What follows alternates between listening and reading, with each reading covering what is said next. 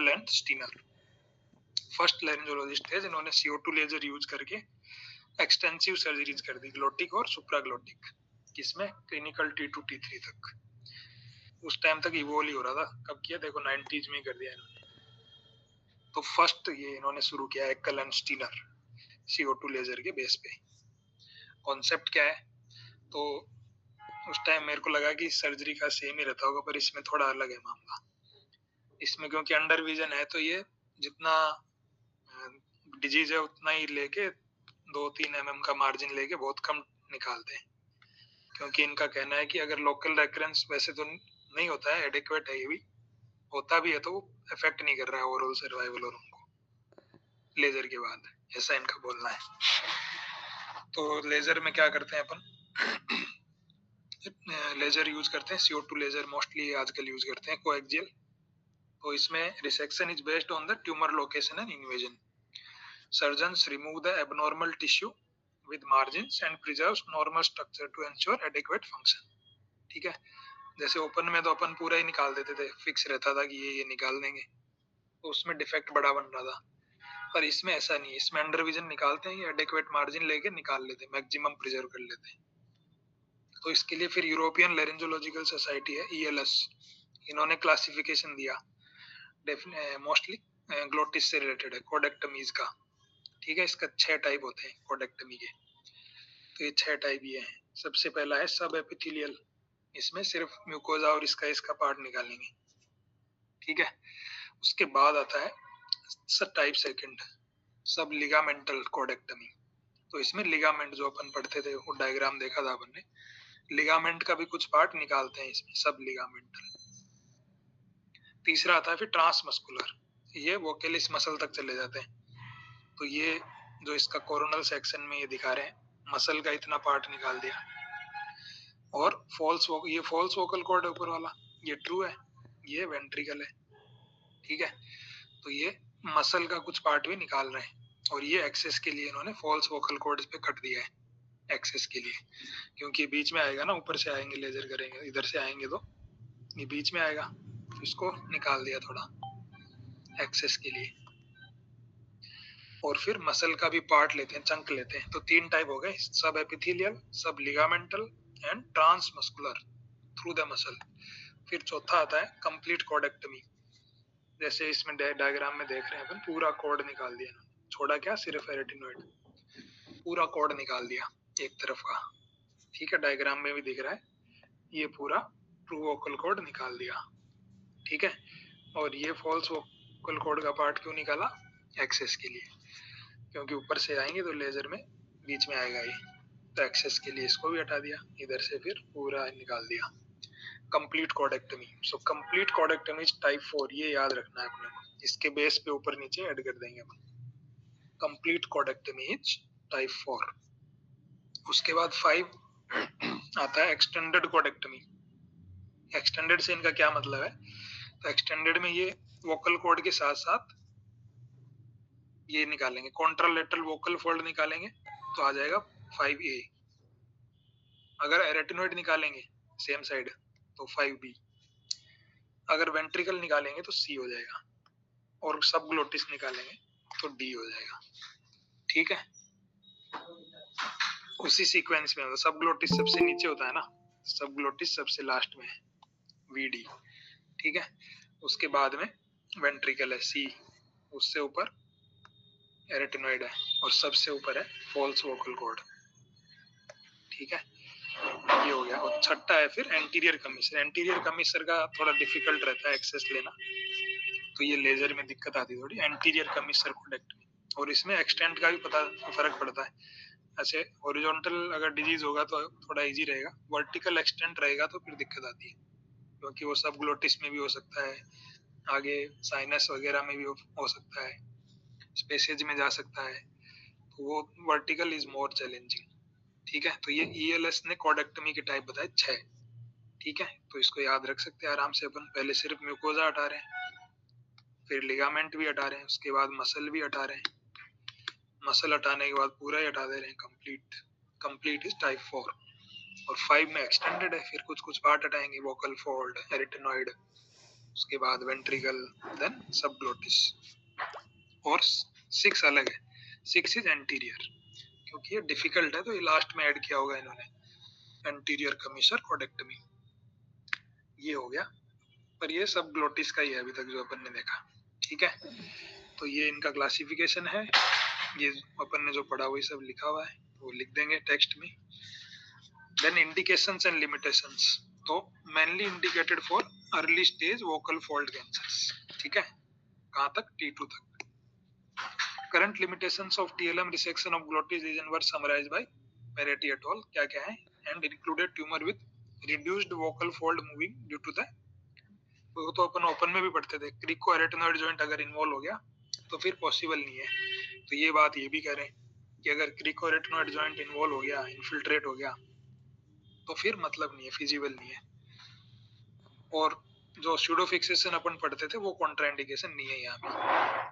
ठीक है, फिर आता है involvement of posterior paraglottic region and crico arytenoid joint infiltration negatively influence the oncological and functional outcomes. ये अपन ने वहां भी पढ़ लिया, इसलिए इनमें लिमिटेड है रोल।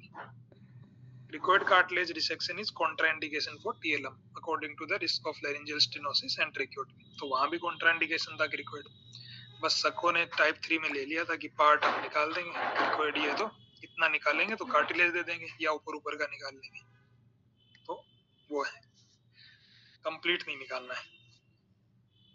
तो ये लेजर में भी कॉन्ट्राइंडिकेशन है, तो सेम है ये तो, इंडिकेशन कॉन्ट्राइंडिकेशन फंडा वही है। At least one crico arytenoid joint functional होना चाहिए, cricoid arytenoid joint muscles associated nerves. ठीक है, मस्ट बी प्रिजर्व्ड, ये तो वहां भी पढ़ लिया अपन ने। ठीक है, तो इंडिकेशन कॉन्ट्राइंडिकेशन सेम आ गए। इसके बाद आ रहा है size of tumour, vocal fold fixation, arytenoid invasion, anterior commissure involvement and lateral extension of lateral ventricle, poor oncological outcomes के साथ एसोसिएटेड है। ठीक है, तो ये अपन ने देखा है। तो साइज बढ़ता जाएगा तो आउटकम मार्जिन लेने में दिक्कत आएगी। वोकल कॉर्ड फिक्सेशन तो है ही, एरेटिनॉइड है, एंटीरियर कमीसर अपन ने बात कर ली, वर्टिकल में ज्यादा दिक्कत आएगी, और ऐसे ही स्पेसेज में गया तो मार्जिन में दिक्कत आएगी। ठीक है, फिर उसके बाद टीएलएम वोकल फोल्ड से और डेवलप हुआ तो इन्होंने एंडोस्कोपिक अप्रोच ये यूज करना शुरू कर दिया सुप्राग्लोटिक और हाइपोफेरेंजियल ट्यूमर्स के लिए भी, क्योंकि ग्लोटिक तक पहुंच गए तो फिर के ऊपर वाला तो निकाल ही सकते हैं, तो वो भी शुरू कर दिया। इसके लिए भी प्रपोज किया है एएलएस ने क्लासिफिकेशन, वो अभी इतना मतलब मैच्योर नहीं है डेटा, तो अभी अपन नहीं पढ़ेंगे। कोडेक्टमी वाला ही अभी मैच्योर है, यूज में है। So TLM was associated with similar oncological outcomes but better functional outcomes than open partial for early and middle stage supraglottic and hypopharyngeal cancers as well। ठीक है, तो इसमें क्यों है फंक्शनल आउटकम बेटर? क्योंकि लैक ऑफ ट्रेक्योटमी है, faster rehab है and shorter hospital stay. So TLM became the first line minimally invasive surgical approach for most early and moderate stage of laryngeal selected hypopharyngeal cancers। ठीक है, और ये दिक्कत इसमें ये की है कि इसका लर्निंग कर्व जो है वो लॉन्ग रहता है, क्योंकि अब सर्जन्स तो सारे इंस्ट्रूमेंट यूज करने के एडिक्ट हैं, एडिक्ट नहीं है तो हैबिचुअल है। ठीक है, अभी लेजर में तो टच तो है नहीं, डायरेक्ट टच है नहीं, सिर्फ लेजर के बेस पे कट करना है आपको, तो उसमें कितना कट होगा, कितना मार्जिन जा रहा है, क्या नहीं जा रहा है, वो सीखना, थोड़ा वो रिफ्लेक्स डेवलप करना, वही लैब की तरह थोड़ा टाइम लगता है उसमें। And technical difficulties because of exposure related issues आएंगे तो उसमें थोड़ा दिक्कत हो सकता है, इसलिए एक्सपीरियंस सेंटर्स पे ये कर सकते हैं। उसके अलावा T1 T2 तक मतलब ट्राई कर रहे हैं, और जो एक्सपर्ट है वो तो T3 T4 तक घुस गए, उसको भी कर रहे हैं। ठीक है, बेनिफिट्स क्या है? बेनिफिट्स अपने को पता है, मिनिमम इन्वेजिव है, तो अर्ली वोकल फोल्ड कैंसर्स के लिए तो बेटर फंक्शनल आउटकम्स है, अर्ली रिकवरी है, ऑन्कोलॉजिकल आउटकम्स वैसे के वैसे हैं। ठीक है, so first is superior, comparable or even superior oncological outcomes। ठीक है, second is short to long term post operative and quality of life outcomes of laser versus open में तो लेजर के बेटर है ना। ठीक है ना, इवन आरटी से भी बेटर है लेजर के। ओपन वर्सेस आरटी में अपन बोलते हैं voice is better in RT, but laser versus RT में laser is on upper hand. ठीक है, पहला फायदा हो गया सुपीरियर नहीं बोलो तो कंपेरेबल और सुपीरियर ऑन्कोलॉजिकल आउटकम्स। सेकंड क्या है, हेल्थ केयर सिस्टम कॉस्ट भी कम पड़ जाता है टीएलएम का, है ना, क्योंकि सिंगल सिटिंग ट्रीटमेंट है, वो आरटी में बार बार आना है, कीमो का सबका खर्चा लगता है, ओपन सर्जरी में भी ज्यादा खर्चा लगता है, तो ये कॉस्ट इफेक्टिव भी है। Then lack of tracheotomy, feeding tube, related reduction in hospital stay, ये सब भी कॉस्ट कम कर देते हैं इसकी, है ना, जितना कम रहेंगे उतना कम लगेगा। सो ये इसके फायदे हैं दो, अपने को पता है, ये मिनिमम इन्वेजिव के जो फायदे हैं वो सारे लिख देने। ठीक है, थर्ड इज कि अगर मान लो पहले अपन ने लेजर किया, उसके बाद रेकरेंस आ गया, तो फिर अपन कीमो आरटी को यूज कर सकते हैं या इवन ओपन सर्जरी को यूज कर सकते हैं, तो वो साल्वेज में बेटर है।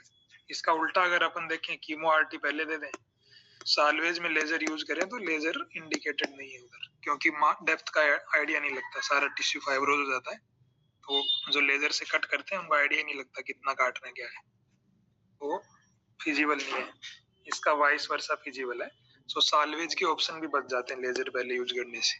तीन फायदे हो गए, फंक्शनल ऑन्कोलॉजिकल आउटकम्स हो गया, कॉस्ट हो गया, और साल्वेज में कीमो आरटी रह जाते हैं अपने पास अवेलेबल। अभी बैरियर्स क्या है, तो ये सब अपन ने पढ़ लिया, इसका प्रिंसिपल पढ़ लिया, टाइप्स पढ़ लिए, प्रोडक्टमी क्लासिफिकेशन पढ़ लिया, क्या क्या एडवांटेज है वो देख लिया। अभी बैरियर्स क्या है, तो पहला है लर्निंग कर्व, दूसरा एक्सपोजर ऑफ लैरिंग्स। एक्सपोजर ऑफ लैरिंग्स का अपने को दिक्कत पता ही है कि इतना कन्फाइंड स्पेस रहेगा, हो सकता है टंग की हाइपरट्रोफी हो बीओटी की, तो वो भी दिक्कत दे सकता है अप्रोच में, टॉर्स में ज्यादा दिक्कत देता है, बट लेजर में भी एक्सेस में अगर टंग हाइपरट्रोफी है तो विजन में दिक्कत देगा वो, या फॉल्स वोकल कॉर्ड की हाइपरट्रोफी है, तो ये सब विजन में दिक्कत दे सकते हैं। थर्ड इज एंटीरियर कमीसर, पढ़ लिया अपन ने। फोर्थ इज रिसेक्शन मार्जिन, क्योंकि उतने ब्रॉड तो नहीं मिलते मार्जिन, है ना, नैरो मार्जिन ही मिलेंगे, बट इनमें काफी स्टडीज आ गई जो बोल रहे हैं कि 2 to 3 mm इज एडेक्वेट। ठीक है, ओके। तो इसमें ये बोलते हैं कि अपने को इश्यू अगर रह रहा है मार्जिन का, तो क्या क्या कर सकते हैं अपन। पहला तो है कि आपको इश्यू लग रहा है, सीधा आरटी दे दो या कीमो आरटी दे दो, जो अच्छा लगे, ठीक है, या री इंटरवेन उसी टाइम कर दो। दूसरा, ये डिफरेंट स्कूल्स ऑफ थॉट है, अलग अलग सबके विचार हैं। तो पहले वाले बोलते हैं उसी टाइम आरटी दे दो या दोबारा कर दो टीएलएम। दूसरा बोलता है कि 6-8 वीक रुक जाओ, फॉलो कर लो, रेफरेंस आए, कुछ लगे तो निकाल दो, नहीं लगे तो फॉलो अप में रखो। तीसरे वाले कहते हैं कि फॉलो अप चलने दो, ठीक है ना, जब तक वॉइस क्वालिटी में इश्यू नहीं है या रिकरेंस या प्रोग्रेशन का अपने को इश्यू नहीं है, तब तक चलने दो, कुछ मत करो। पहले वाले बोलते हैं तुरंत आरटी दे दो या री इंटरवीन करो। सेकंड बोलते हैं 6 से 8 वीक के बाद कर लो। थर्ड बोलते हैं कि फॉलो अप पे ही रखो, रेकरेंस आए या प्रोग्रेशन हो तब देखेंगे, कब, जब अपने को मार्जिन का इश्यू हो तब। ठीक है, तो ये भी एक लिमिटेशन है। क्या क्या लिमिटेशन हो गए, first is learning curve, second is exposure, third is anterior commissure involvement, fourth is resection margin. फिर एक आता है वॉइस क्वालिटी, भी एक लिमिटेशन है, क्योंकि वो रिसेक्शन के फीचर पे डिपेंड करेगा। मतलब जैसे टाइप 1 to 3 जो है वो एडेक्वेट वॉइस क्वालिटी के लिए है, मतलब अगर उससे आगे जाएंगे अपन 4 to 6, तो उसमें वॉइस क्वालिटी थोड़ा कम रहेगा आरटी से कंपेयर करें तो अपने भी समझ की बात है कि रिसेक्शन जितना बढ़ जाएगा उतना क्वालिटी नहीं रहेगा फिर। तो 1 to 3 में आरटी से बेटर है, 4 to 6 में इश्यू रहता है थोड़ा वॉइस क्वालिटी का। तो ये अपना टीएलएम हो गया। ठीक है, टीएलएम थोड़ा सा रिवाइज कर लेते हैं। तो टीएलएम का कॉन्सेप्ट दिया है इन्होंने, एक्कल, मतलब कॉन्सेप्ट तो पहले से आ गया, एक्कल एंड स्टीनर ने यूज किया इसको लेरिंग्स में पहले, इसमें ग्लोटिक एंड सुप्राग्लोटिक में, ठीक है ना। वोकल कॉर्ड के लिए तो पहले से भी यूज हो रहा था, बट सुप्राग्लोटिक में इसने खासकर यूज करना शुरू किया। कॉन्सेप्ट क्या है, तो वही है, जितना डिजीज है उतना ही निकालो, बाकी टिश्यू बचा लो। क्लासिफिकेशन 6 पढ़ी ली अपन ने, फर्स्ट सिर्फ म्यूकोजा, सेकंड में लिगामेंट, थर्ड में मसल निकालेंगे, चौथे में पूरा निकाल देंगे, पांचवा एक्सटेंडेड हो जाएगा, छठे में एंटीरियर कमीसर। किसका है ये, यूरोपियन लेरेंजोलॉजिकल सोसाइटी ईएलएस। ठीक है, इसके बाद side indication, contra indication same है, ओपन वाले ही लिख सकते हैं अपन, कोई इश्यू नहीं है। ठीक है, उसके बाद बेनिफिट्स क्या है, तो बेनिफिट्स अपने को पता है, oncological outcomes, functional outcomes, cost, और लेजर पहले किया तो साल्वेज के ऑप्शन रहते हैं, आरटी, कीमो आरटी, ये सब। बैरियर्स क्या है, learning curve, exposure, anterior commission involvement, resection margin, voice quality, ये सब बैरियर है। फिर आता है टॉर्च। तो लेजर जैसे जैसे पॉपुलर हुआ वैसे पैरेलल में टॉर्च भी चल रहा था। तो ये सबसे पहले मतलब ये है ठीक है, आर्मी वालों ने ट्राई किया था कि मतलब दूर से कोई सर्जन ऑपरेट कर दे तो बैटल फील्ड में फायदा हो जाएगा सोल्जर्स को। तो इस बेस पे इन्होंने नासा के साथ मिलकर रिसर्च शुरू किया। तो सबसे पहले ज्यूस ने बनाया, ज्यूस रोबोट, ठीक है ना, ज्यूस। और उससे पहले मतलब ये अपने एग्जाम के लिए तो इम्पोर्टेंट नहीं है, पर लियोनार्डो डा विंसी यहाँ भी आ गया। सबसे पहले इन्होंने राजा को ऐसा खेलने के लिए बोल दो, एंटरटेन करने के लिए रोबोट बनाया था, जो एक नाइट होता था, आर्मर्ड नाइट, जस्ट फॉर ऐसे मतलब लियोनार्डो का नाम देख के मैं बोला। देन इस पे आ जाते वापस। 2001 में ज्यूस रोबोट बना। उसके बाद इंट्यूटिव ने मिलके ये अपना डाविंसी सीरीज शुरू कर दिया। तो इनसे स्पेशली यूरो, जीआई, गाइनेक इसमें आ गया। हेड नेक में अभी भी इतना नहीं आया, तो धीरे धीरे फिर हेड नेक में शुरू हुआ, ठीक है। तो first transoral robotic surgery for supraglottic cancer was carried out in 2007, ठीक है ना, 2007 में पहला हुआ, और adequate, reported as adequate. Indication, contra indication क्या है, सो देखो रोबोट है, लेजर में तो क्या फायदा है कि दूर से अपने को तो लाइट, लेजर लाइट से ऑपरेट करना है। तो मान लो कि ऊपर तक ही पहुंचा, मान लो हाइपोफेरिंग्स या ओरोफेरिंग्स, तो इधर भी पहुंचा तो यहाँ से लेजर मार के ग्लोटिस, सुप्राग्लोटिस सब निकाल सकता है। पर टॉर्स में तो ऐसा नहीं है। टॉर्स में तो इंस्ट्रूमेंट पहुंचना चाहिए जहाँ ऑपरेट कर रहे हैं, तो फिर टॉर्स में अपन सुप्राग्लोटिस तो कर पाते हैं, बट जैसे जैसे और नीचे आएंगे ग्लोटिस वगैरह में दिक्कत आती है। फिर इंस्ट्रूमेंट इतने बड़े बड़े होते हैं, आर्म्स आपस में टकराने लग जाती है, ट्रायंगुलेशन नहीं बनता, ठीक है ना। तो टॉर्स है वो सुप्राग्लोटिस में तो फिजिबल है, ग्लोटिस में अभी तक इतना फिजिबल नहीं है। तो रिसर्च चल रहा है, छोटे इंस्ट्रूमेंट, पतले आर्म बनाने की ट्राई में लग रहे हैं, पर अभी इतना फिजिबल नहीं है। तो अभी सुप्राग्लोटिक में ज्यादा फिजिबल है। So commonly accepted indications of TORS are T1, T2, some selected T3, T4, oropharynx, and oropharynx में तो है, अपने को पता ही है, oropharynx में तो प्रूवन ही है, and supraglottis, ठीक है। उसमें अपने को एडिक्वेट इंस्ट्रूमेंट, ऑप्टिक व्यू रहता है, ट्रायंगुलेशन भी रहता है, तो ऑपरेट कर सकते हैं। वोकल फॉल्ट ट्यूमर्स जो है उसमें इतना डेमोन्स्ट्रेट नहीं हुआ है, बिकॉज ऑफ आर्म लेंथ का इश्यू रहता है, और आपस में टकराने लग जाते हैं इंस्ट्रूमेंट, ट्रायंगुलेशन नहीं हो पाता। और सुप्राग्लोटिक लेरिंजेक्टमी, तो वापस ईएलएस ने अपना सुप्राग्लोटिक लेरिंजेक्टमी का ये फंडा दिया, ठीक है ना। वही सेम है, मतलब सेम प्रोसीजर है, ओपन के जैसा ही, ठीक है।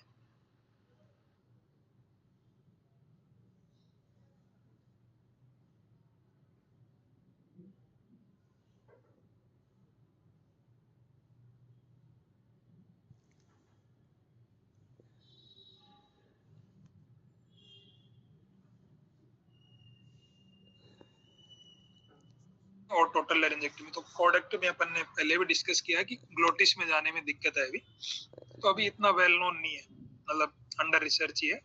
और टोटल लेरिंजेक्टमी भी कुछ लोगों ने ट्राई किया है, उनका बोलना है कि रिजल्ट इज गुड, बट अभी तक प्रूवन, मतलब फर्स्ट स्टैंडर्ड ऑफ केयर नहीं है अभी तक।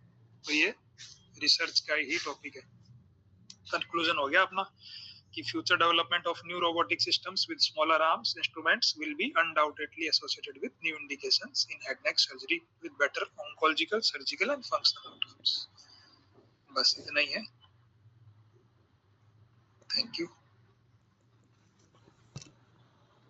ठीक है, तो ये जो है थर्ड मोस्ट कॉमन कैंसर है वर्ल्ड वाइड, और अराउंड 10% कैंसर में आता है, ठीक है। तो 50% जो कोलोरेक्टल कैंसर है ना, they will develop liver metastasis, या तो सिंक्रोनस या मेटाक्रोनस। तो सिंक्रोनस ऑब्वियसली खराब डिजीज है एज कंपेयर टू मेटाक्रोनस।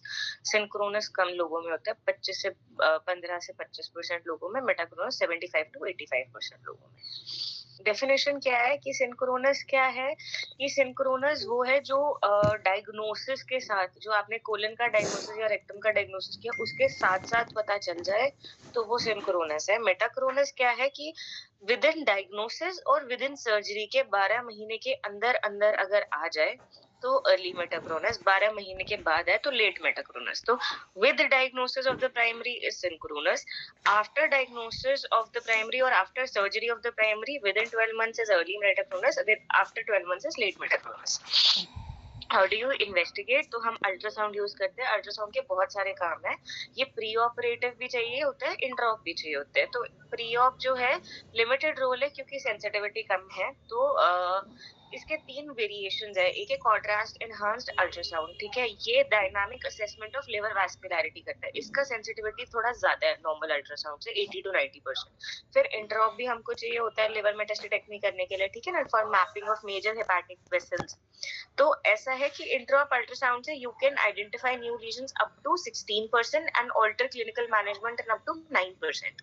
फिर कॉन्ट्रास्ट और इंट्रा-ऑप को मिला दो तो कॉन्ट्रास्ट एनहांस इंट्रा-ऑप अल्ट्रासाउंड। ये किस लिए जरूरी होता है?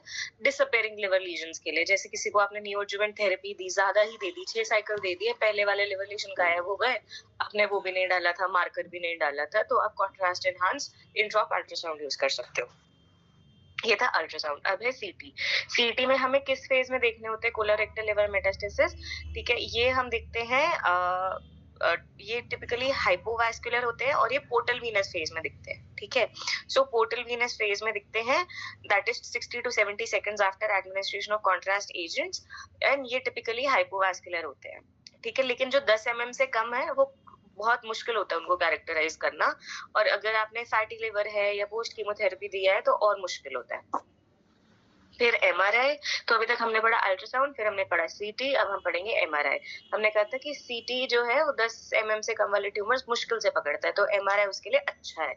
तो इसको भी हमें T2 हाइपर इंटेंस लीजन मिल जाएगा, ठीक है, विद रिम एनहांसमेंट। बट ये जो है ये हमें आर्टीरियल फेज में मिलेगा, पोर्टल वीनस और डिलेज फेसेस में हाइपो एनहांसमेंट मिलेगा। ऑन दी अदर हैंड सीटी में जो ट्रिपल फेज था हमें पोर्टल वीनस फेज में मिल रहे थे। एमआर में हमको T1 hypo intense, T2 hyper intense in the arterial phases मिलेगा, ठीक है।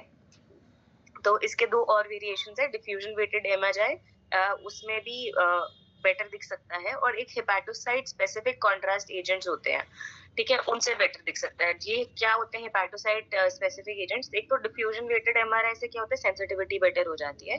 और हेपेटोसाइट स्पेसिफिक कॉन्ट्रास्ट एजेंट्स कौन से होते हैं? गैडोबेनेट मेरे को बोलना भी नहीं आता, गैडोबेनेट, डिमीग्लूनिन एंड गैडोडेक्सेट डाइसोडियम। ये क्या करता है? ये भी डिसअपीयरिंग लिवर लीजन्स को हेल्प करता है ढूंढने में, कि जिनका एनएसीटी के बाद गायब हो गए लीजन्स, उनको ढूंढने में हम क्या क्या कर सकते हैं? कॉन्ट्रास्ट एनहांस इंट्रा-ऑप अल्ट्रासाउंड कर सकते हैं, और एमआर में हम हेपेटोसाइट कॉन्ट्रास्ट एजेंट्स डाल सकते हैं। फिर पेट सेंसिटिव कम होता है बट स्पेसिफिक होता है। इसमें भी अभी अभी यही प्रॉब्लम है सीटी वाली, कि स्मॉल लिवर मेटास्टेसिस और कुछ म्यूसिनस वाले मिस हो जाते हैं, ठीक है। और मोस्ट गाइडलाइंस जो है वो रिकमेंड करती है PET for the evaluation of extra hepatic disease, ठीक है, कि आपने लिवर तो असेस कर लिया था सीटी या एमआर से, बट एक्स्ट्रा हेपेटिक डिजीज जैसे अगर किसी को ऑन प्रेजेंटेशन लिवर में भी है, पेरिटोनियम में भी है, that can be helped out with PET CT, ठीक है। तो this can lead to change in treatment plan, क्योंकि आपका treatment plan सिर्फ वो नहीं रहेगा, solitary liver metastasis वाला नहीं रहेगा, अब आपका widespread metastasis है, you might change or alter your plan, ठीक है। फिर आता है क्लिनिकल रिस्क स्कोरिंग सिस्टम्स। इसमें सबसे पहले आता है फोंग ने क्या किया था, एक स्कोर दिया था कि अगर मैं किसी का मेटास्टैटिक कोलोरेक्टल कैंसर का हेपेटिक रिसेक्शन करता हूँ तो क्या चांसेस हैं कि उसको दोबारा आएगा। तो इसके हिसाब से उसने for predicting recurrence after hepatic resection जो है वो स्कोर बनाया था। तो फोंग स्कोर में 7 पैरामीटर्स आते हैं, they are independent predictors of an unfavorable prognosis। तो क्या क्या है ये पैरामीटर्स? एक है एक्स्ट्रा हेपेटिक डिजीज, की अगर लिवर के अलावा कहीं और डिजीज है, it comes with bad prognosis. Positive resection margins, ठीक है। नोडल मेटास्टेसिस जो कि प्राइमरी कोलोरेक्टल कैंसर के साथ एसोसिएटेड था, तो if somebody has a T positive, N positive, M positive, he has a worse prognosis as compared to T positive, N0 and M plus, ठीक है। Disease free interval is less than 1 year, largest liver metastasis greater than 5 centimeters, और एक से ज्यादा liver metastasis है, और serum CEA 200 से ऊपर है। तो ये फोंग स्कोर है। फिर तो उसके बाद तो ठीक है, इन्होंने बोला था कि जब लास्ट 5 क्राइटेरिया यूज किए गए थे in a pre operative scoring system, तो total score was highly predictive of the outcome and कोई भी पेशेंट जिसका 5 से ऊपर स्कोर था was not a long term survival. तो उन्होंने यही फॉन्क स्कोर के वो दिए हैं। फिर इसके बाद एक और स्कोर हम लिखेंगे, वो है गेम स्कोर। गेम स्कोर में क्या एडिशनल था, गेम स्कोर में उन्होंने जेनेटिक फैक्टर्स ऐड कर दिए थे। तो गेम का फुल फॉर्म है genetic and morphological evaluation score. इसमें उन्होंने केरास म्यूटेशन और ट्यूमर बर्डन ऐड कर दिया था। तो इसमें उन्होंने वो नहीं किया, मतलब एक मेटास्टेसिस 5 सेंटीमीटर से ऊपर ट्यूमर ये सब नहीं लिखा। They described it as tumour burden score. ठीक है, so and they added KRAS mutation. So KRAS mutation comes with 1 score, CEA 20 से ज्यादा comes with 1 score, nodal positivity। और now 5 सेंटीमीटर के ऊपर ट्यूमर या फिर ये प्राइमरी कोलोरेक्टल के पॉजिटिव मार्जिन, इन सबको इन्होंने ट्यूमर बर्डन स्कोर बना दिया। तो ट्यूमर बर्डन स्कोर अगर 3 से 8 है तो 1 पॉइंट, ट्यूमर बर्डन स्कोर 9 से ज्यादा है तो 2 पॉइंट। एक्स्ट्रा हेपेटिक डिजीज और ये सब मिला के 7 पॉइंट है। तो अगर इनमें 0 से 1 आता है तो वो लो रिस्क है, 2 से 3 आता है इंटरमीडिएट रिस्क है, 4 से ज्यादा आता है हाई रिस्क है। तो क्या फर्क पड़ता है स्कोर से कि अगर किसी का जो है लो रिस्क है और इंटरमीडिएट रिस्क है, तो लो रिस्क का सर्वाइवल जो है 5 year survival that is 73%, intermediate का 50% और लो का 11%। ठीक है, तो ये दोनों जो है वैलिडेटेड स्कोर्स हैं फॉर कोलोरेक्टल लिवर मेटास्टेसिस। फिर ये हमने पहले ही पढ़ लिया था कि सिंक्रोनस मेटास्टेसिस का वर्स्ट प्रोग्नोसिस होता है। किसी का अगर पोर्टल लिम्फ नोड्स को भी मेटास्टेसिस है, सिर्फ पैरेन्काइमा को नहीं, पोर्टल लिम्फ नोड्स में भी मेटास्टेसिस है, तो he comes with a very poor prognosis. ठीक है, और अगर कोई प्री ऑप कीमोथेरेपी पे ही प्रोग्रेस कर दिया, he comes with a very poor prognosis. Pathological response, जैसे अगर आपने किसी को पहले लिवर मेटास्टेक्टमी से पहले कीमो दिया है, ठीक है, और अगर उसमें पैथोलॉजिकल रिस्पॉन्स यानी आपने जो ट्यूमर मेटास्टेक्टमी की उसमें more than 50% tissue is non viable, so this is the strongest predictor of long term survival। फिर BRAF और KRAS mutated patients is a highly aggressive disease। हमको एक क्वेश्चन आया हुआ है KRAS mutations in colorectal cancer, तो हम primary के साथ साथ लिवर मेटास्टेसिस भी उसमें ऐड कर सकते हैं। एक चीज कि वो KRAS mutations जो है they come with worse survival, now it is a part of game score also। तो anybody who comes with a KRAS mutations, we know he is a bad prognostic person and उसको हम लोग basically EGFR mutation वाले targeted therapy भी नहीं दे सकते। ये सब हमको उस KRAS म्यूटेशन वाले क्वेश्चन में लिखना होगा। ठीक है, तो अब हम पढ़ेंगे सिंक्रोनस लिवर मेटास्टेसिस। इसको हमको 5 जवाब देने होते हैं। ठीक है, कि पहला, क्या प्राइमरी ट्यूमर सिम्प्टोमेटिक है? तो अगर प्राइमरी ट्यूमर सिम्प्टोमेटिक है तो आप पहले प्राइमरी करोगे। ठीक है, तो 2 चीजें, प्राइमरी सिम्प्टोमेटिक है या नहीं, लिवर रिसेक्टेबल है या नहीं। अगर दोनों चीजें हैं तब भी क्या हमें NSCT देनी चाहिए? अगर NSCT दे रहे हैं तो क्या सर्जरी 1 फेज में करो और 2 फेज में करो? अगर 2 फेज में कर रहे हो तो पहले प्राइमरी करना है या लिवर करना है? ये सवाल है जिनका हम एक एक करके जवाब देंगे। ठीक है, तो ये आया था एक पेपर, इसमें इन्होंने पहले ये जवाब दिया कि प्राइमरी करना चाहिए, लिवर करना चाहिए। इन्होंने दोनों करके देखे तो इन्होंने 2 अप्रोचेस ली। कि पहला था क्लासिक अप्रोच। इन्होंने क्या किया कि कोलन का तो रिसेक्शन कर दिया, फिर 2-3 महीना कीमो दिया, फिर लिवर का मेटास्टेक्टमी कर दी। ठीक है, या फिर पहले कीमो दिया, पहले प्राइमरी ट्रीट किया, फिर और कीमो देके लिवर ट्रीट कर दिया, जो यूजुअली हम लोग करते हैं। That is the classical approach, sequential bowel first approach. ठीक है, तो this is first resection of colorectal cancer and then liver metastasis with और without chemo during the interval. तो पहले प्राइमरी फिर लिवर, बीच में कीमो या सैंडविच करके कीमो। तो इसमें प्रॉब्लम क्या थी कि अगर जैसे आपने किसी का कोलोरेक्टल कैंसर, लेट से राइट हेपेटेक्टमी कर दी, सॉरी राइट हेमिकोलेक्टमी कर दी, उसको कुछ कॉम्प्लिकेशन हुआ, अनास्टोमोसिस लीक हुआ, कुछ भी हुआ। ठीक है, तो उसके बाद उसका स्टार्टिंग ऑफ कीमोथेरेपी डिले हो गया, उतने में वो लगा लो प्रोग्रेस कर गया। ठीक है, तो दिस इज अ प्रॉब्लम। ठीक है, ऑल्सो मोर ओवर कि अगर किसी को मल्टीपल लिवर मेटास्टेसिस है, ठीक है, he will have a worse prognosis. तो उसको आप इतना टाइम क्या आप देना चाहते हो for the liver metastasis to progress?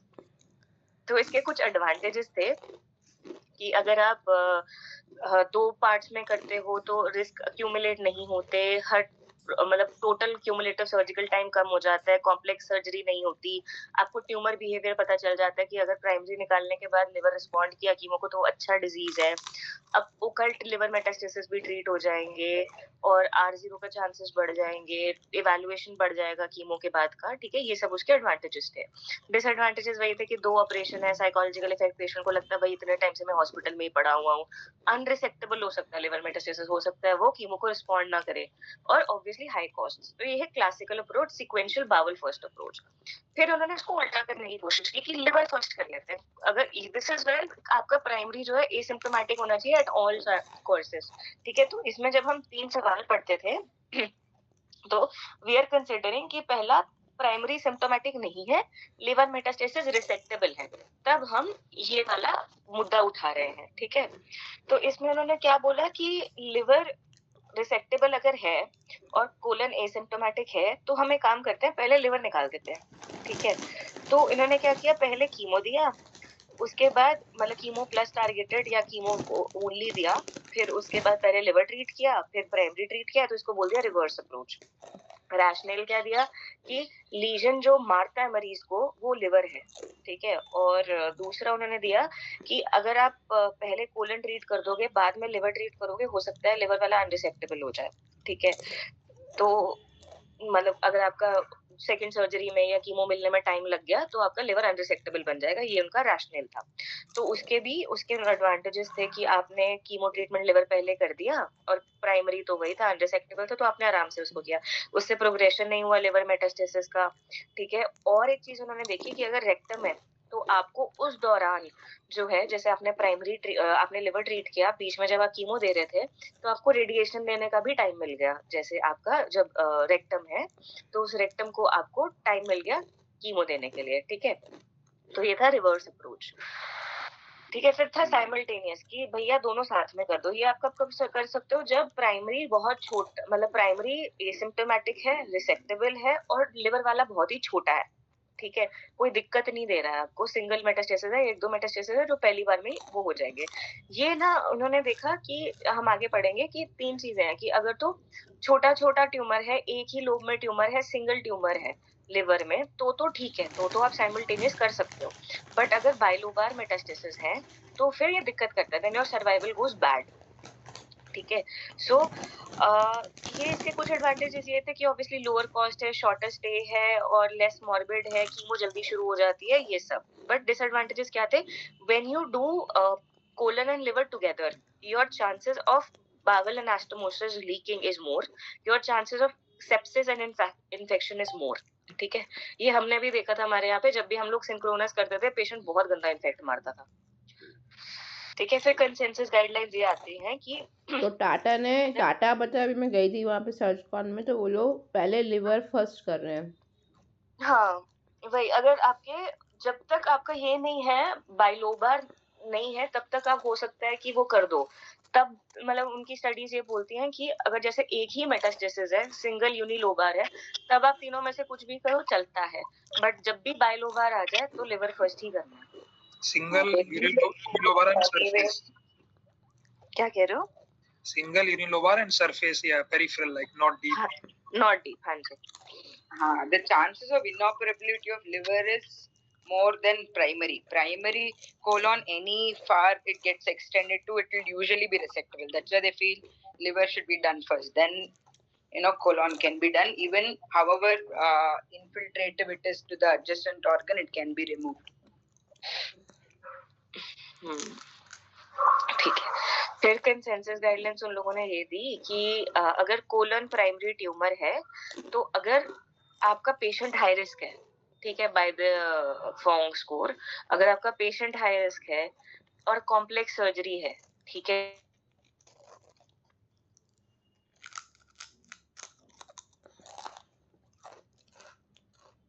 Operative radiotherapy तो हमको देनी ही है, ठीक है, फॉर लो रेक्टल ट्यूमर्स या फिर हाई रेक्टल ट्यूमर्स में T2 के ऊपर वाली जो है, तो उनमें बेहतर यही है कि आप पहले हेपेटेक्टमी कर दो, फिर उसके बाद जो टाइम आपके पास बचता है कीमो देने का, उस टाइम पे आप रेडिएशन भी दे सकते हो ताकि आपका रेक्टम भी ठीक से ऑपरेट हो जाए। So this was consensus guidelines. तो यही मैं आपको बोल रही थी कि दिस इज द बेसिस जिस पे हम लोग ये करते हैं कि इन्होंने क्या किया था तीनों अप्रोचेस कंपेयर की थी, liver first, colorectal resection followed by liver, that is liver first versus primary first versus simultaneous. और उन्होंने 3 ग्रुप लिए थे, एक जिसको सिंगल मेटास्टेसिस है, एक जिसको एक ही लोब में मल्टीपल मेटास्टेसिस है, और एक जिसको मल्टीपल बाइलोबार में मेटास्टेसिस है। ठीक है, तो इस पेपर के बाद जो लिवर मेट रजिस्ट्री वाला पेपर है, इसके बाद उन्होंने ये देखा कि जो सॉलिटरी मेटास्टेसिस थे ना, तो लिवर फर्स्ट करो या फिर साइमल्टेनियस करो या प्राइमरी फर्स्ट करो, सबका सर्वाइवल सेम है, कोई दिक्कत नहीं है। ठीक है, जब मल्टीपल यूनिलोबर मेट्स आ जाते हैं ना, तो इन्होंने देखा साइमल्टेनियस करना सबसे खराब है, साइमल्टेनियस तो नहीं करना। ठीक है, तो लिवर फर्स्ट करो या प्राइमरी फर्स्ट करो, दोनों बराबर है। लेकिन फिर जब उसके बाद मल्टीवेरिएट एनालिसिस किया, तब उन्होंने बोला कि भाई लिवर फर्स्ट ही कर लो, उसका सर्वाइवल स्लाइटली ज्यादा है, ऑल्दो नॉन सिग्निफिकेंट, बट थोड़ा बेटर सर्वाइवल है उसका। ठीक है, लेकिन when it comes to multiple bilobar metastasis, this is when they told that clearly doing a liver first approach is much better as compared to primary first, और simultaneous तो करना ही नहीं है। ठीक है ना, फिर उसके बाद NSE देना चाहिए कि अगर इवन सिम्टोमेटिक बायलोबर भी, और सर ने बोला, मैंने कहा सर कितने तक मेट्स तक निकाल सकते हैं, तो बोले कि 20 लिवर मेट्स भी होते हैं ना छोटे छोटे, तो भी निकाल सकते हैं, कोई प्रॉब्लम नहीं है। हाँ, एंड सर्वाइवल Almost 3 year सब- सर्वाइवल इज 50%। ऑलमोस्ट ऑल सब में लिवर फर्स्ट ही कर रहे हैं ना, उसका मतलब वेदर सिंगल और मल्टीपल यूनिलोबार और multiple bilobar, unless it is rational. very small। Symptomatic नहीं हो, सिम्टोमेटिक का भी है ना प्राइमरी का। हाँ, प्राइमरी सिम्टोमेटिक नहीं होना चाहिए, लिवर हाँ। मेटास्टेसिस रिसेक्टेबल होना चाहिए, और सिंगल यूनिलोबार होना चाहिए, तब आप कर सकते हो। नहीं मल्टीपल है तो भी लीवर फर्स्ट ही करे ना। हाँ, मल्टीपल यूनिलोबर है तब भी आप लिवर फर्स्ट करो। एक्सेप्ट सिम्टम को छोड़, प्राइमरी का सिम्टम को छोड़ के बाकी का इन कंक्लूजन देखे तो liver first is beneficially definitely except symptoms. Yes, okay, ठीक है। तो एग्जाम में लिखने के लिए जस्ट हाँ हाँ, तो आप ये वाला कोड कर सकते हो, इस पेपर का नाम है लिवर मेट रजिस्ट्री। ठीक है, फिर उसके बाद उन्होंने देखा कि NSE देना चाहिए या नहीं, कि भैया अगर लिवर आपका, आप लिवर फर्स्ट कर रहे हो और वो लिवर रिसेक्टेबल है, निकाल सकते हो आप बिना नियोडजुवेंट कीमो दिए, तब भी क्या नियोडजुवेंट कीमो देने से कोई फायदा होता है? तो उन्होंने कुछ बोला कि भैया देना चाहिए, क्योंकि आपको ट्यूमर बायोलॉजी पता चल जाती है, अनरिसेक्टेबल वाले रिसेक्टेबल हो जाएंगे, माइक्रोमेटास्टेसिस ट्रीट हो जाएंगे। डिसएडवांटेज क्या था कि जो रिसेक्टेबल थे वो अनरिसेक्टेबल बन सकते हैं, डिसअपियर हो सकते हैं, कॉम्प्लिकेशंस ऑफ NSAT भी होते हैं कि उस वजह से, कॉम्प्लिकेशन की वजह से, जैसे लगा लो लिवर बैठ गया तो सिर्फ सर्जरी डिले हो गई। तो क्या क्या हो सकता है कि अगर आप ऑक्सैलिप्लाटिन दे रहे हो तो साइनोसॉइडल ऑब्स्ट्रक्शन हो सकता है लीडिंग टू ब्लू लिवर, आयरनोटिक दे रहे हो तो हेपेटिक स्टीरोहेपेटाइटिस हो सकता है। ठीक है, फिर इसको दिखाने के लिए उन्होंने दिया इपॉक ट्रायल। उन्होंने क्या किया, एक को तो उन्होंने भैया रिसेक्टेबल लिवर था, उन्होंने सर्जरी कर दी, दूसरे में उन्होंने पहले 6 साइकिल कीमो दिया, फिर सर्जरी की, फिर 6 साइकिल कीमो दिया। ठीक है, तो उसके बाद उन्होंने देखा कि भैया कीमो देने से फायदा होता है। ठीक है, so there is a absolute increase in rate of progression free survival at 3 years, 8.1% का। ठीक है, और overall survival however median follow up जब 8.5 years का किया था, तब कोई मीडियन फॉलोअप का नहीं मिला था ओवरऑल सर्वाइवल, बट 3 years पे there was a survival benefit of doing chemo first and then resecting the liver. ठीक है, फिर उन्होंने बोला कि अगर कीमो देने से फायदा है तो टारगेटेड भी देके देख लेते हैं। ठीक है, सो दे ये फॉलफॉक्स प्लस सेटुक्सिमा, ये सारे केरास वाइल्ड टाइप ट्यूमर थे, क्योंकि हम केरास म्यूटेटेड में सेटुक्सिमाब नहीं देते। ठीक है, तो केरास वाइल्ड टाइप वाले ने, इन्होंने सेटुक्सिमाब दिया फॉलफॉक्स के साथ, फिर सर्जरी की, फिर फॉलफॉक्स के साथ सेटुक्सिमाब दिया। दूसरे आर्म में उन्होंने वही फॉलफॉक्स सर्जरी फॉलफॉक्स किया। इसमें भी प्रोग्रेशन फ्री सर्वाइवल देखा। इसमें उन्होंने देखा सेटुक्सिमाब बिल्कुल नहीं देना चाहिए, क्योंकि सेटुक्सिमाब देने से प्रोग्रेशन फ्री सर्वाइवल वर्स होता है। ठीक है, तो इसलिए उन्होंने बोला कि भैया कीमो दे रहे हो तो फिर कीमो देके फिर सर्जरी करके कीमो दे दो। ठीक है, लेकिन अब ऐसा खैर नहीं है, क्योंकि now we do give targeted therapy देते हैं अब हम। तो इसमें कंसेंसस गाइडलाइंस क्या हुई थी कि इनिशियल ट्रीटमेंट डिसीजन जो है वो कंसिडर करना चाहिए बोथ, कि आपका ट्यूमर रिसेक्शन कैसा कर सकते हो, मतलब रिसेक्टेबल है, अनरिसेक्टेबल है, और बायोलॉजिकल बिहेवियर ऑफ ट्यूमर क्या है, कि कीमो देने के बाद क्या रिस्पॉन्स आया, आपको वो भी इन माइंड रखना है। So neoadjuvant therapy is recommended for those who have technical difficulties or those who have indicators of poor prognosis. ठीक है, फिर एक बार आते हैं, दो इसमें सिनेरियो पढ़ेंगे, एक है रिसेप्टेबल हाई रिस्क, दूसरा जो है, ठीक है, तो बेसिकली इसमें जो है रिसेप्टेबल हाई रिस्क, तो इन्होंने बोला कि हाई रिस्क पेशेंट है, लेकिन मतलब जैसे लगा लो आपने लिवर फर्स्ट करना है बट लिवर रिसेप्टेबल है, मतलब आप निकाल सकते हो मेटास्टेसिस, क्या मुझे कीमो देना चाहिए? तो उन्होंने बोला कि अगर आपका पेशेंट हाई रिस्क है, ठीक है, तो आपको पेरी ऑपरेटिव कीमोथेरेपी देना चाहिए। इससे क्या होगा, डाउन स्टेजिंग होगी, आपके R0 के चांसेस बढ़ जाएंगे, माइक्रोमेटास्टेसिस आपका इरेडिकेट हो जाएगा, कीमो सेंसिटिविटी पता चल जाएगी, ठीक है, और आपका 5 ईयर ओवरऑल रिस्पॉन्स जो है for after giving chemotherapy that is better, ठीक है। So you can give either FOLFOX और CAPOX for 3 cycles before, for 3 months before and after, जो हमने अभी अभी पढ़ा था, न्यू इपॉक ट्रायल था जो ये वाला, ठीक है। फिर उन्होंने एक और चीज देखी कि आप जब लिवर मेटास्टेसेक्टमी करते हो तो you can divide the patient into 2 halfs. जो patients initially no evidence of disease वाले थे, और मतलब जैसे आपने किसी को आपको लग रहा है कि आप मेटास्टेसेक्टमी करके आ सकते हो अभी इसी वक्त without giving chemo, so that patient is initially no evidence of disease eligible, ठीक है, 2 सेंटीमीटर का छोटा सा मेटास्टेसिस है, मेरा अनरिसेक्टेबल प्राइमरी है, मैं नो एविडेंस ऑफ डिजीज करके आ सकती हूँ, so this is a initially no evidence of disease eligible. दूसरा है स्लाइटली बड़ा ट्यूमर है, मुझे ऐसा लगता है कि मार्जिन्स कॉम्प्रोमाइज हो जाएंगी, कोई वाइटल स्ट्रक्चर आसपास है, so this is initially no evidence of disease eligible, ठीक है, मतलब NED eligible, non NED eligible, ठीक है, इस पे उन्होंने डिवाइड किया, ठीक है। तो इसमें उन्होंने क्या किया कि neoadjuvant therapy described refers to systemic therapy prior to giving surgery for colorectal liver metastasis, जो कि पहले एनईडी एलिजिबल है, ठीक है। तो जैसे आपने सो बेसिकली वो ये कह रहे हैं कि अगर एनईडी एलिजिबल पेशेंट है तो एनईडी एलिजिबल पेशेंट को भी अगर आप पहले कीमो दे रहे हो न्यू एपॉक के हिसाब से, तो आप उसको neoadjuvant थेरेपी की तरह गिनो। लेकिन अगर कोई initial non NED eligible patient है, उसको आप कीमो दे रहे हो ताकि आप उसको रिसेप्टेबल बना पाओ, वो ट्रांसलेशनल थेरेपी है, that is not neoadjuvant therapy, ठीक है। तो somebody whom you are giving chemo for making this liver metastasis resectable while he was already resectable first also, ठीक है, so that thing is called neoadjuvant chemotherapy. But somebody whose liver metastasis you were not sure you'll be able to resect or not, you are giving, your intent of giving neoadjuvant chemo is to make him resectable, hopefully that patient is translational therapy, ठीक है। So this is what I was saying कि अगर कोई patient colorectal liver metastasis के साथ आता है, he is NED eligible, ठीक है, you can resect out the liver without doing any kind of technical difficulty। तो अगर वो low risk है, ठीक है, सो 2 चीजें, एनईडी एलिजिबल होना चाहिए, लो रिस्क होना चाहिए। तो if he is low risk and he is NED eligible, then you can do surgery without giving neoadjuvant chemotherapy.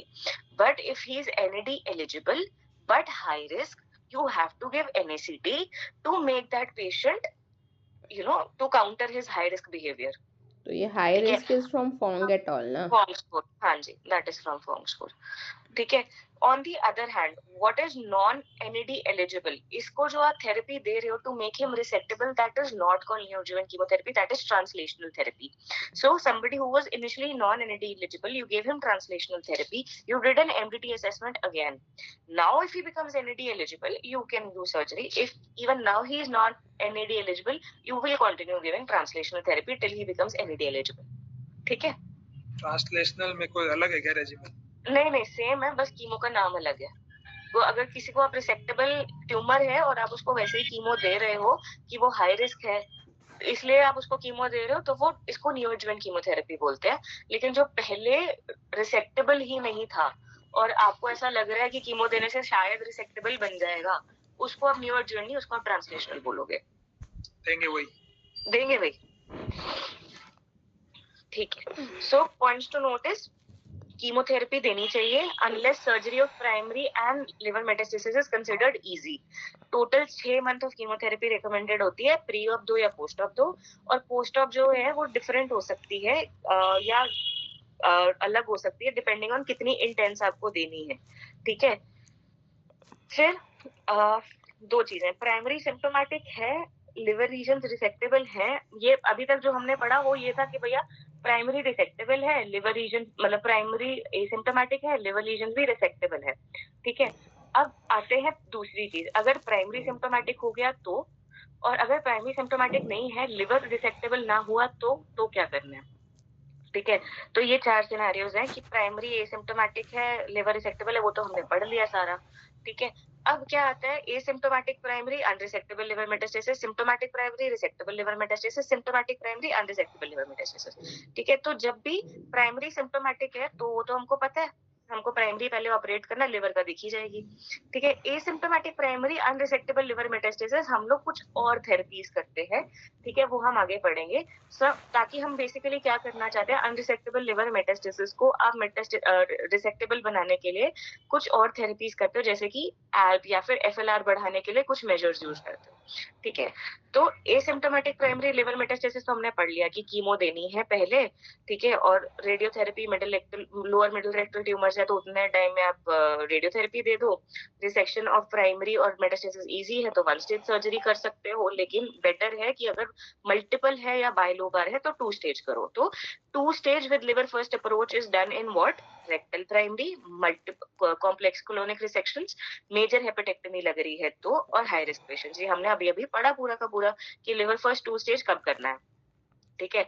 Asymptomatic primary unresectable liver metastasis, इसको आप पहले कीमोथेरेपी दोगे टू डाउनस्टाइल लिवर मेटास्टेसिस, इस थेरेपी को आप क्या बोलोगे, ट्रांसलेशनल, नॉट न्यूअर्जुवेंट, ठीक है। रेक्टल प्राइमरी है तो ऑब्वियसली कीमो, फिर रेडियोथेरेपी, फिर सर्जरी ऑफ लिवर और फिर सर्जरी ऑफ प्राइमरी, ठीक है। फिर symptomatic primary resectable liver metastasis, इसमें तो 100% प्राइमरी के लिए सर्जरी करनी है, ठीक है। तो ऑब्स्ट्रक्शन है तो आरए डाइवर्जन दोनों कर सकते हैं, ब्लीडिंग है तो आरए डाइवर्जन दोनों कर सकते हैं, परफोरेशन है तो भी कर सकते हैं। फिर उसके बाद सर्जरी फॉर द प्राइमरी, फिर कीमोथेरेपी, फिर surgery for the liver, sorry surgery for the primary, फिर कीमोथेरेपी, फिर सर्जरी फॉर द लिवर, ठीक है। फिर symptomatic primary unresectable liver metastasis, इसमें obviously surgery for the primary होगा, कीमोथेरेपी दोगे, आरटी दोगे अगर रेक्टम का ट्यूमर है तब, अगर ऑपरेबल है तो अब लिवर फर्स्ट करोगे, ठीक है। अब आते हैं डिसअपियरिंग लिवर मेटास्टेसिस पे। ये क्या है, ये सबसेट है कि अगर एनएससीटी दिया और उसके बाद लिवर मेटास्टेसिस गायब हो गया तो क्या करोगे।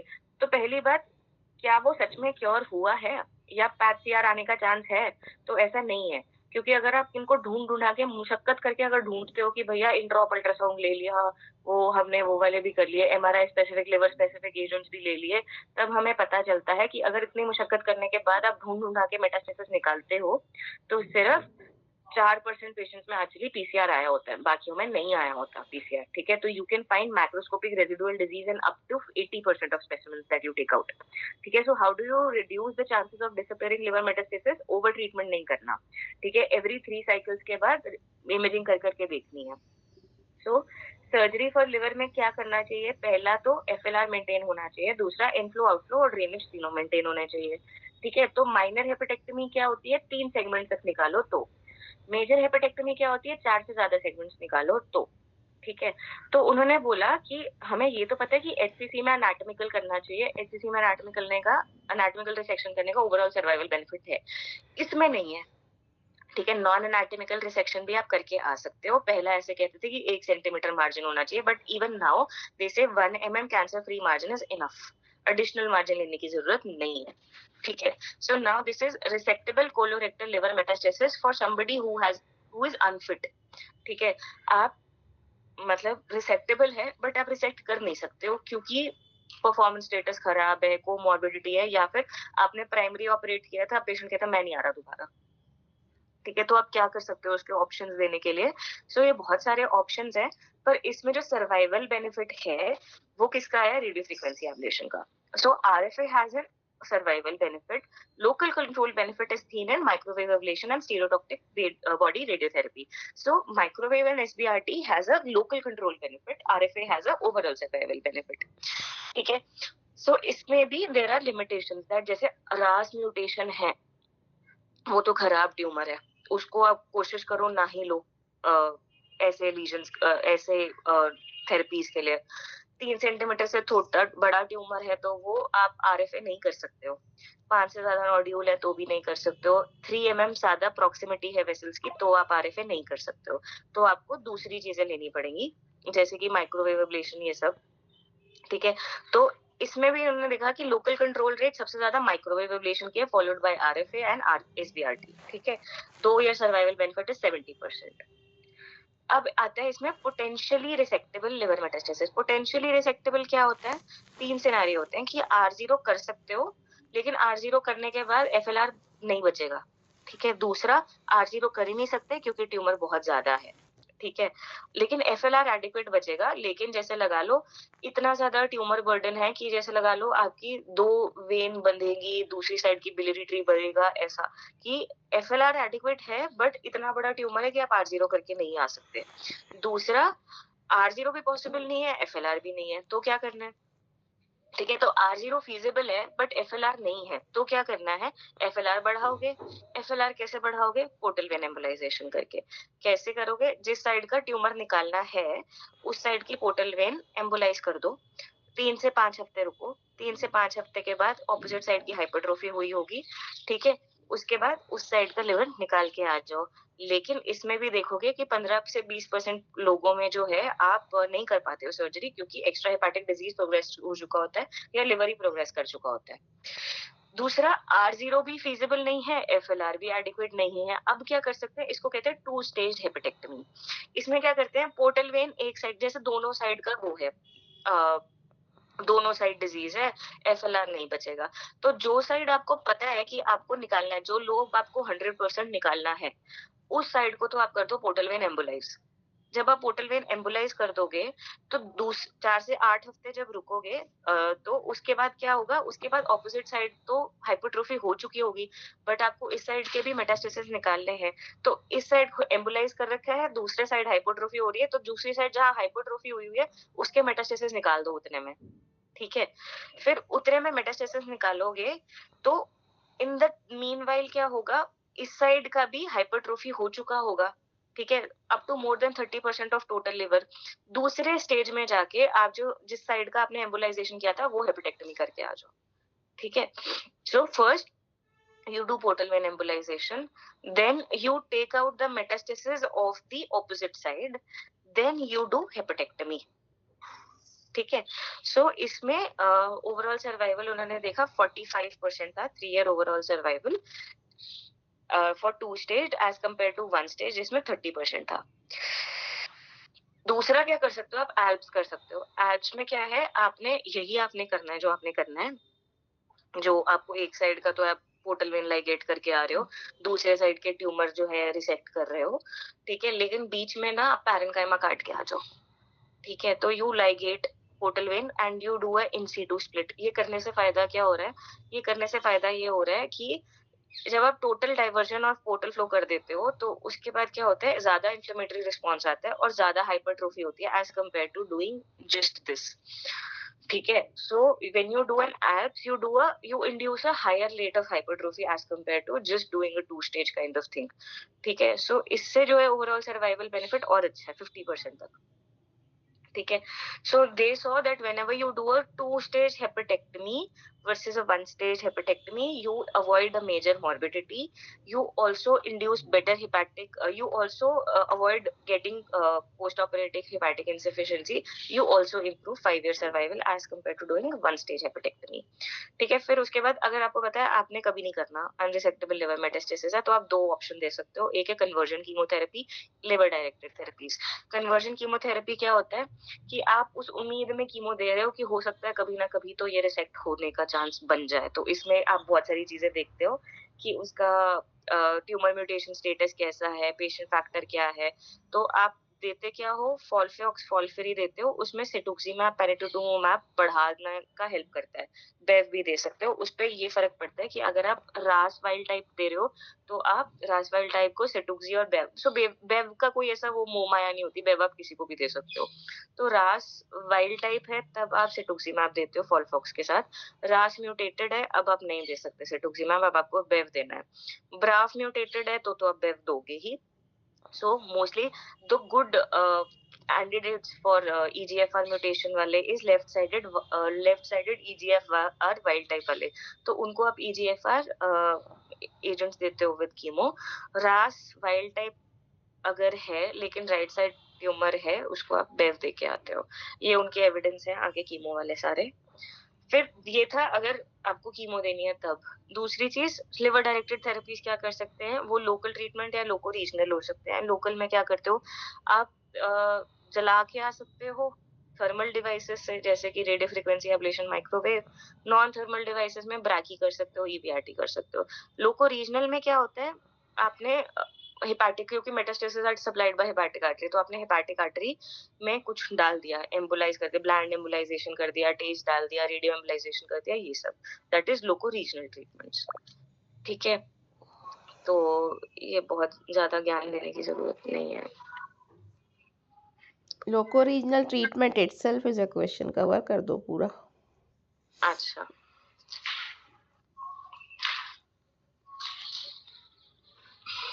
माइक्रोस्फीयर्स. ठीक है, तो आप इट्रियम के माइक्रोस्फीयर्स लेते हो, उनको हेपाटिक आर्टरी में डाल देते हो. ठीक है, जिससे सिलेक्टिव रेडिएशन बेस्ड थेरेपी हो जाती है. साथ में आप एसबीआरटी भी दे सकते हो. सो ये है liver directed therapies for somebody who is not resectable liver metastasis. आप लिवर डायरेक्टेड थेरेपीज में ये भी लिख सकते हो, जो रिसेक्टेबल है पर वो रिसेक्शन करवाना नहीं चाहते, ये वाला रिसेक्टेबल कोलोर. तो आप ये लिख सकते हो लोको रीजनल में कि रिसेक्टेबल है तब आपको क्या क्या करना है, अनरिसेक्टेबल है तो क्या क्या करना है. रिसेक्टेबल में तो ये सारे आते हैं, आरएफए, माइक्रो, करायो, रिवर्सिबल इलेक्ट्रोपोरेशन. ठीक है, इसमें ये डब्बा बना सकते हो कि इनमें से इन्वेजिव सारे होते हैं, सिर्फ रेडियोथेरेपी वाला इन्वेजिव नहीं होता. एनेस्थीसिया भी सब में चाहिए होता है, रेडियोथेरेपी को एनेस्थीसिया नहीं चाहिए. जो हिस्टोलॉजिकल वो है वैलिडेशन, वो आपको आरएफए में भी पता नहीं कैसे ही मिलेगा हिस्टोलॉजिकल वैलिडेशन, बट बाकियों में नहीं मिलेगा. और एविडेंस जो है सबसे ज्यादा ओवरऑल सर्वाइवल का, वो आरएफए का है. माइक्रोवेव और स्टीरियोटैक्टिक का सिर्फ लोकल कंट्रोल है. और ये लोकल एब्लेटिव ट्रीटमेंट में आप ये भी लिख सकते हो कि आरएफए में आप 3 सेंटीमीटर से छोटे लीजन ही ट्रीट कर सकते हो. और माइक्रोवेव में जो है number of lesions is not a contraindication, लेकिन size should be less than 5 centimetres. Microwave ablation हम तब करते हैं या फिर रिवर्सिबल इलेक्ट्रोपोरेशन जब वो अच्छे वेसल्स के पास ना हो, क्योंकि अगर ये वेसल्स के पास होता है तो ब्लड फ्लो के कारण ना हीट का इफेक्ट कम हो जाता है. उसको एक टर्मिनोलॉजी है, हीट सिंक इफेक्ट. वो हाँ, आरएफए का है, वो आरएफए का है वो. तो हीट सिंक इफेक्ट आरएफए का होता है. तो इसलिए जब क्लोज वेसल्स या ब्लड बाइल डक्ट या इन सब के पास होता है तो हम माइक्रोवेव एब्लेशन या फिर इरिवर्सिबल इलेक्ट्रोपोरेसिस करते हैं. इसमें ऐसा लिखा हुआ है कि आरएफए और microwave is contraindicated if it is central और less than 1 centimetre to colon. Central में इन्होंने लिखा है सेंट्रल और हाइलर नोड्यूल में आप इरिवर्सिबल इलेक्ट्रोपोरेशन कर सकते हैं. ठीक है, तो इतना ही लिखा है क्या तुमने? मेरे को लगा और स्लाइड है. नहीं भाई, इतना ही लिखा है मैंने.